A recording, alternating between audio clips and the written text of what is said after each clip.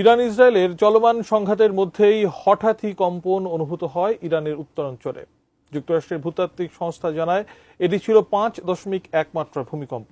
এরপরেই গুঞ্জন ওঠে পারমাণবিক ক্ষেপণাস্ত্রের পরীক্ষা চালিয়েছে খামেনি প্রশাসন। তবে কি সত্যিই পারমাণবিক অস্ত্র বানিয়ে ফেলেছে তেহরান?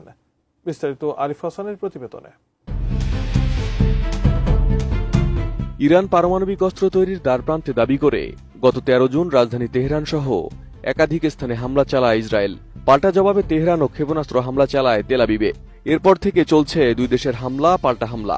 দিন যত যাচ্ছে এই সংঘাত রূপ নিচ্ছে ভয়াবহ যুদ্ধে। ইসরায়েল এবং যুক্তরাষ্ট্র দাবি করে আসছে পারমাণবিক বোমা তৈরি থেকে খুব কম দূরত্বে আছে তেহরান, যদিও বারবারই ইরান সেই দাবি প্রত্যাহার করে আসছে।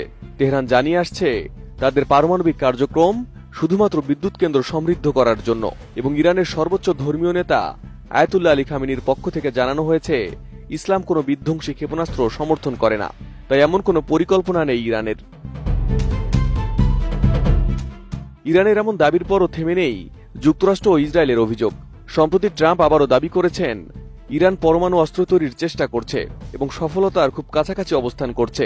এদিকে মার্কিন জাতীয় গোয়েন্দা পরিচালক তুলসী গ্যাবার্ড জানিয়েছেন ইরান চাইলে কয়েক সপ্তাহ বা মাসের মধ্যে পারমাণবিক অস্ত্র প্রস্তুত করতে পারে। প্রেসিডেন্ট ট্রাম্প বলেছেন এটা হতে দেওয়া যাবে না এবং আমি এতে একমত। RICL TMX, যুগের পর যুগ স্থাপনা থাকে মজবুত।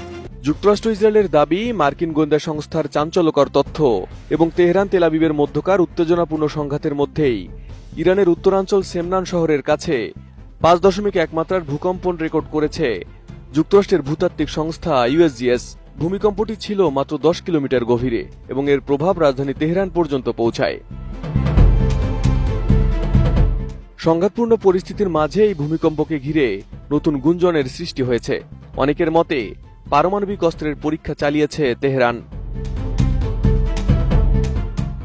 এই গুঞ্জন তাৎপর্যপূর্ণ করে তুলেছে কিছু তথ্য, কারণ সেমনান এলাকাটি ইরানের অন্যতম মিসাইল ও মহাকাশ উৎক্ষেপণ কেন্দ্র, যেখান থেকে সাফির ও সিমোর্গ রকেট উৎক্ষেপণ করে ইরান, এবং এখান থেকে আগে একাধিকবার ব্যালিস্টিক মিসাইলের পরীক্ষাও চালানো হয়েছে।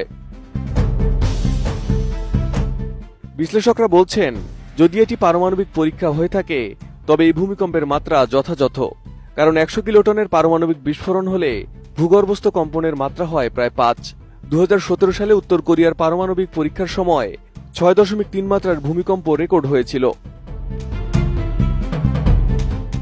ইরানে এই ভূমিকম্পটি হয়েছে মূলত ফোর্দো পারমাণবিক স্থাপনার কাছাকাছি, যা বিশ্বে অন্যতম আলোচিত গোপন ইউরেনিয়াম সমৃদ্ধকরণ কেন্দ্র, এবং এই অঞ্চলটি নিরাপদ ও গোপনীয় অবস্থানের কারণে এখানে ব্যালিস্টিক ক্ষেপণাস্ত্র পরীক্ষা ও উৎক্ষেপণ কার্যক্রম চালিয়ে থাকে ইরান। এদিকে ইরানের কাছে এখন 60% বিশুদ্ধতায় সমৃদ্ধ 400 কেজিরও বেশি ইউরেনিয়াম মজুদ রয়েছে বলে দাবি করে যুক্তরাষ্ট্র ও ইসরায়েল। বেসামরিক খাতে প্রয়োজনের তুলনায় এই পরিমাণ অনেক বেশি এবং এর বিপজ্জনক মাত্রাও অস্ত্র তৈরির কাছাকাছি। সহজে বলতে গেলে এই 400 কেজি ইউরেনিয়াম দিয়ে প্রায় 10টি পারমাণবিক বোমা তৈরি করা সম্ভব। এদিকে ভূমিকম্পের পর পারমাণবিক অস্ত্র পরীক্ষার গুঞ্জন ছড়ালেও ইরানের পক্ষ থেকে শুধু ভূমিকম্পের তথ্যই জানানো হয়েছে। ইরানের রাষ্ট্রীয় গণমাধ্যমগুলোও কেবল ভূমিকম্পের তথ্য দিয়েছে, পরীক্ষা সংক্রান্ত কিছুই জানায়নি।